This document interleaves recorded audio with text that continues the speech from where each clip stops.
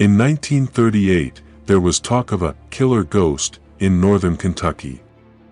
Although no one has ever seen this evil ghost, however, it was said that he caused 5 very similar and unexplained deaths. In June of the same year, a man named Carl Pruitt came home from work at night and found his wife in bed with another man.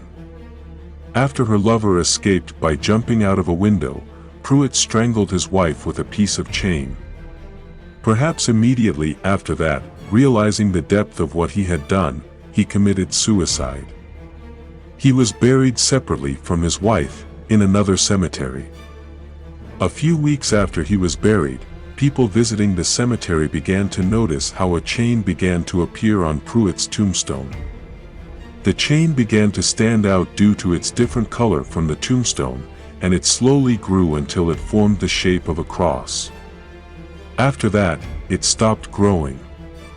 Several local residents suggested that supernatural forces marked Pruitt's gravestone in this way, and it should be immediately destroyed and removed from the cemetery, but officials refused to do this, and the gravestone was left in the cemetery. A month or so later, after the chain stopped growing, several boys on bicycles passed by the cemetery. One of them, a boy named James Collins, decided to throw some stones at Pruitt's cursed tombstone, probably just to prove that he was not afraid and did not believe in the creepy story.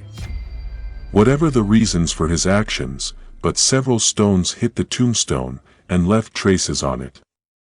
When the boys were returning home, Collins' bike suddenly began to pick up speed. The boy could no longer control the movement.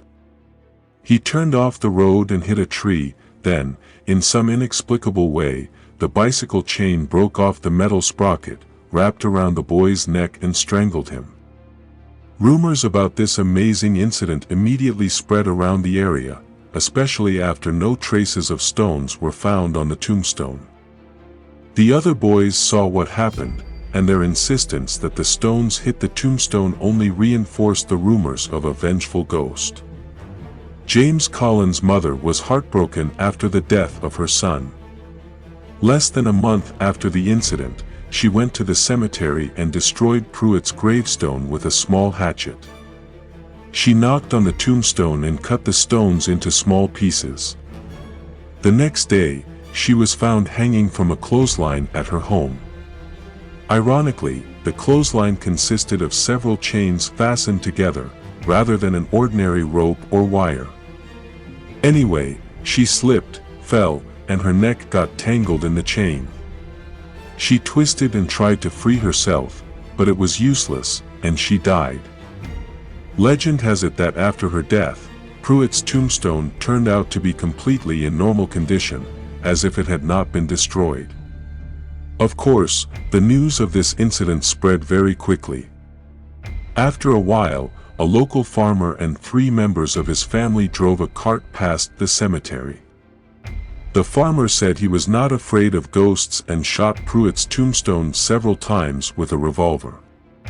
Several pieces broke off from the tombstone and immediately the horses carried the cart. Their hooves were pounding faster and faster, and the cart could no longer be controlled. Everyone who was in the cart jumped off safely, and only the farmer feverishly continued to pull on the reins. The locals were now completely convinced that Pruitt's grave was cursed. The rumors gained such force that one local congressman interceded, and 2 policemen were sent to investigate the incidents. When they arrived at the cemetery, one of them started laughing at the so-called ghosts and curses. But they still had to take some photos of the tombstone, and then they went to talk to witnesses of the incidents. As they drove away from the cemetery, a policeman who was making fun of ghost stories looked in the rearview mirror of the car. He noticed a bright light coming from the tombstone of Pruitt's grave. At first he thought it was the taillight reflected in the mirror, but then he realized that the light was chasing their car. Startled, he began to pick up speed, but the light did not lag behind. The policeman drove faster and faster, constantly looking in the rearview mirror. His partner begged him to slow down, but it didn't help. The light was coming. The car flew off the road at a turn and, turning over several times, flew between two pillars. The officer, who was sitting in the passenger seat, was thrown out of the car, and he received only minor injuries. Shocked, he got to his feet and hurried to help his partner. He discovered that his friend was dead, but he was killed before the car stopped tumbling. When the car flew between the pillars, the chain that hung between them broke through the windshield of the car and twisted around the driver's neck. She twisted around his neck with such force that she almost tore off his head. After this death, residents began to avoid the cemetery. Only one man named Arthur Lewis dared to go there. He was determined to prove that the story of the cursed tombstone was only superstitious nonsense. One evening, as his wife said, he took a hammer and chisel and went to the cemetery. There he began to destroy the tombstone. The sounds of the chisel hitting the tombstone were heard by everyone who lived near the cemetery, and then they heard a heartrending scream. Several people grabbed lanterns and went to investigate. When they arrived at the cemetery, they found Lewis dead, with the chain they used to close the cemetery gate wrapped around his neck.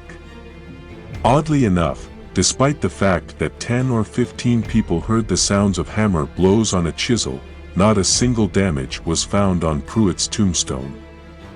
After this last death, all the other bodies buried in the cemetery were removed and reburied elsewhere.